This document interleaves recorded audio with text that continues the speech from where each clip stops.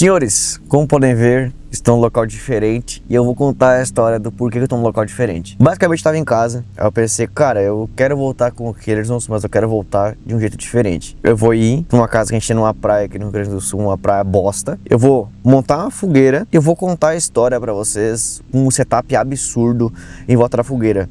Mas eu cheguei aqui na praia e estão tendo ventos de 70, 80 km por hora. Então eu falei, mano, eu vou setar a luz na rua, no vento, eu vou entrar no carro e eu vou contar pra vocês hoje o caso do Ed Gein, aqui dentro do carro. Não tem nada a ver, mas eu vou contar daqui de dentro pra dar essa vibe de terror, tá bom? E eu espero que vocês aqui também sintam que é um amigo contando uma história pra um amigo, uma amiga, uma coisa próxima mesmo aqui. Eu contando pra você essa história, tá? Bora!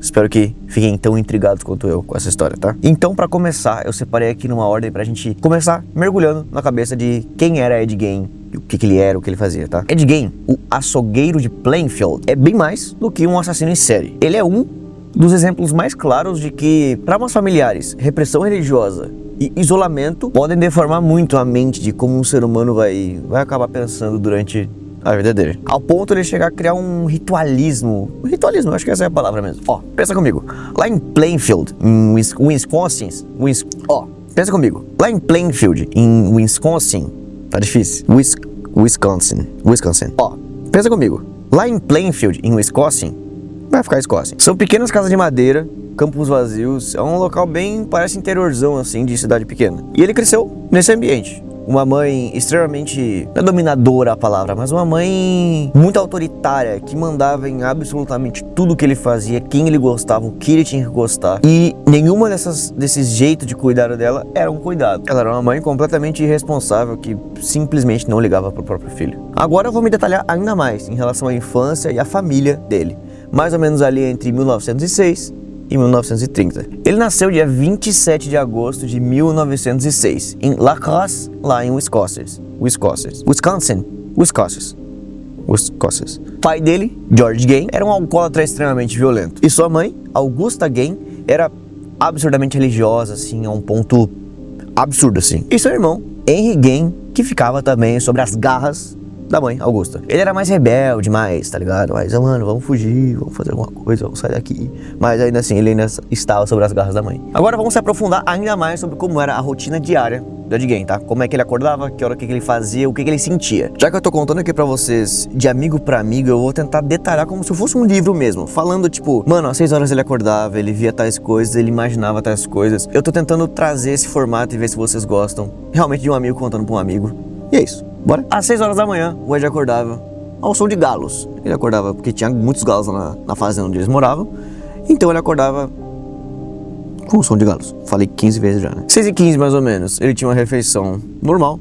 De pão, ovo, leite. E nessas refeições ele era constantemente relembrado da mãe dele sobre as impurezas da vida e os pecados e como as pessoas são impuras, principalmente as mulheres. Aí às 7 horas da manhã ele ia fazer as tarefas diárias que ele tinha que fazer ali na manhã, que era limpar o pasto, alimentar a vaca, alimentar a boi, e tudo isso tinha que ser feito em extremo silêncio, absolutamente mecânico, igual um robô. Às 9 horas ele começava a estudar e eram ensinos bem diferenciados. A mãe dele ensinava sobre livros religiosos, mas ele também secretamente estudava muito sobre anatomia, morte, técnicas de preservação de corpos, que vai ser uma grande história aí pra frente, essas técnicas que ele utilizava. Lembrando que essas coisas não são feitas exatamente esses horários, né? É apenas um padrão de comportamento que ele tinha, que deu pra organizar de uma maneira que, tipo, ele fazia isso, ele fazia isso, aí tem os horários só pra imaginar que, tipo, nossa, então ele fazia isso mesmo. Às 11 horas da manhã, ele gostava de fazer as observações dele. Ele ia na janela e ficava observando as vizinhas mulheres para pegar padrões de comportamento, catalogar as mulheres e anotar o que ele julgava serem atos maternos, tipo cuidado de uma mãe, coisas assim, ele achava muito interessante. Meio-dia ele almoçava, obviamente, sob o cuidado da mãe, sempre lembrando ele de que as mulheres são impuras, e todo mundo é impuro, e o mundo é um pecado, e tudo essas desgraças. Aí, 1h da tarde, o Ed ia lá e ele tinha restos de animais que ele guardava, ele pegava esses ossos, ele brincava com as anatomias, tentava montar esqueletos dos bichos e coisas assim. 15 horas ele ia caminhar pelos cemitérios, ficar olhando os túmulos que ele poderia futuramente exumar, pegar e fazer as coisas que eu vou contar pra frente que ele fazia. Às 17 horas ele tinha uma alimentação simples e ele ficava pensando sobre mãe, mulheres, o que representavam pra ele, essas coisas assim. E aí que veio o pulo do gato. Às 21 horas da noite, quando ele finalmente estava sozinho, ele falava sozinho encarnando, meio que literalmente virando algumas mulheres. E a gente sabe disso porque ele escrevia em papéis, mesmo que fossem umas coisas nada a ver, assim. Ele escrevia e ele gostava de literalmente imaginar que ele era uma mulher. Mais pra frente eu vou explicar melhor isso também. E o impacto psicológico que teve esse dia a dia do Ed é que ele simplesmente não conseguiu aprender a confiar em ninguém, porque dentro da própria casa dele ele tinha um pai alcoólatra, uma mãe que era extremamente religiosa, que demonstrava amor, mas não demonstrava. Então ele sentia muito medo, então ele literalmente não aprendeu o que era o amor, e um irmão que tava na mesma que ele, né? Então ele não teve nenhum bonding, né? Nenhuma relação boa assim, ele cresceu sem confiar em ninguém. Agora falando um pouco mais sobre o contexto geral ali de como era o Escócia em Plainfield. Como era uma cidade rural, uma cidade bem do interior, era uma cidade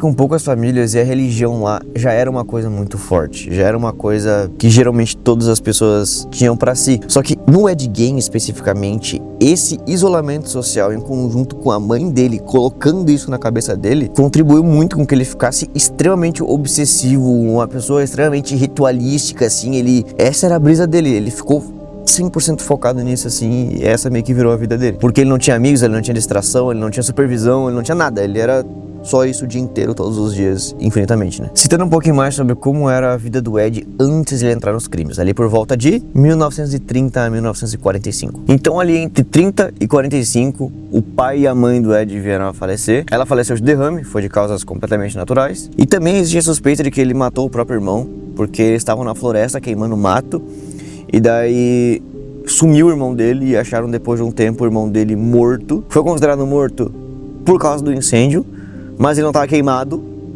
e tinha hematoma na cabeça, então ficou suspeito ali, mas não, na época era muito ruim, né, os estudos e tudo mais, então não se sabe. Ele fazia rituais diários com ossos, com restos de animais, coisas assim. Ele aumentava ainda mais o comportamento de vestir roupas femininas e encarnar elas, como está escrito aqui. Meu Deus, minha luz se jogou embora, guys, pera aí. Ai, minha luz caminhou real e o vento tá forte pra caralho. Será que tá pegando o que eu tô falando ainda? Calma aí. Caralho, calma aí. Aqui, pronto. O vento podia parar um pouquinho, né? Pra eu poder contar minha história aqui. Tô contando uma história legal.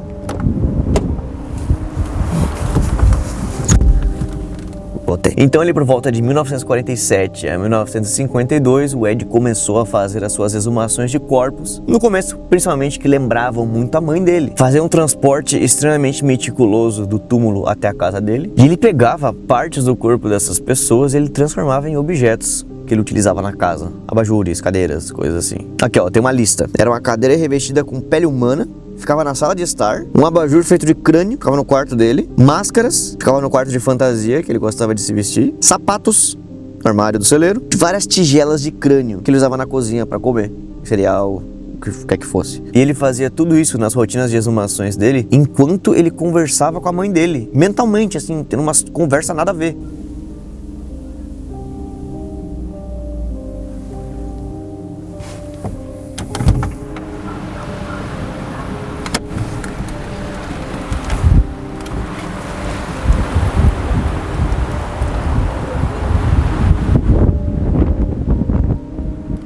Não entendi.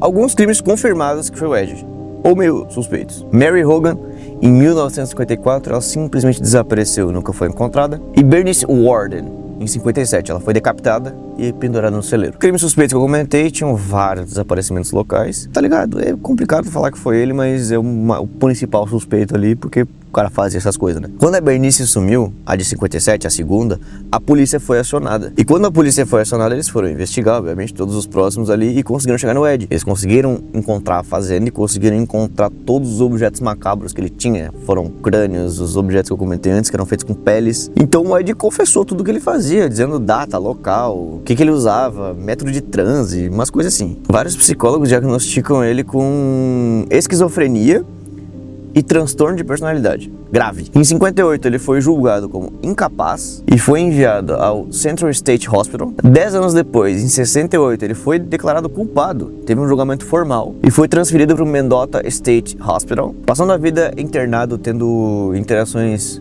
mínimas com pessoas e coisas assim, porque ele era uma pessoa muito perigosa, obviamente. O vento tá muito forte. Eu fico olhando pra luz pra ver se ela vai se jogar. Olhei de novo E quando eu volto pra cá, eu não vejo nada, ó. Tô vendo nada. Não consigo ler. O legado cultural e psicológico que o Ed Gein criou na nossa sociedade foi que ele basicamente inspirou vários filmes, como por exemplo Norman Bates, Buffalo Bill, o Leatherface. Ele acabou incentivando mais o estudo da cabeça, o estudo psiquiátrico, o estudo mental das coisas, porque as pessoas acabaram ficando interessadas no porquê ele fazer o que fazia, né? E gerou esse fascínio público, até porque eu tô fazendo esse vídeo porque tá sendo uma das séries top 1 da Netflix, tá todo mundo vendo, eu vi também, eu gostei muito de ver, muito interessante e recomendo, inclusive, bem legal de ver. Óbvio que é tudo mais encantado, é tudo mais puxado pra tu olhar e falar caramba, mas é legal, assim, é interessante de ver. Gente, o vento tá muito forte, não vou me estender muito aqui antes que minha luz se jogue no chão e eu perca ela. Então, como conclusão, a gente consegue talvez tirar que talvez um ambiente em que a pessoa não tenha o mínimo de base, de amor, de carinho e seja extremamente reprimida de todas as formas possíveis e sofra todos os tipos de distorções morais que tu possa ter, um fanatismo religioso absurdo em cima da tua cabeça desde que tu nasceu, acaba moldando essa cabeça complicada que acabou fazendo essas coisas aí, tendo essas ideias. Algumas pessoas até batem o pé forte e dizem que o Ed não matava por ser sádico, ele matava pra preencher um buraco emocional que ele não tinha dentro dele. Então, aí vai da interpretação de cada um, né? Que cada um acredita. Então, senhores, é isso. Espero que tenham gostado. Um vídeo um pouquinho diferente aqui dentro do carro, né? Era pra ser um vídeo ainda mais bonitinho, mas não consegui fazer. Tive que fazer aqui dentro do carro. É isso, mano. Um beijo. Um beijo. Um beijo, espero que gostem, espero que tenham curtido a história do Ed Gein aí. E se vocês quiserem, eu recomendo vocês verem a série da Netflix, que representa muito bem, até visualmente, o que ele passava, o que ele via, o fanatismo dele e tudo mais. Fechou? Meu Deus do céu! Puta que pariu, que vento do caralho! Meu Deus do céu!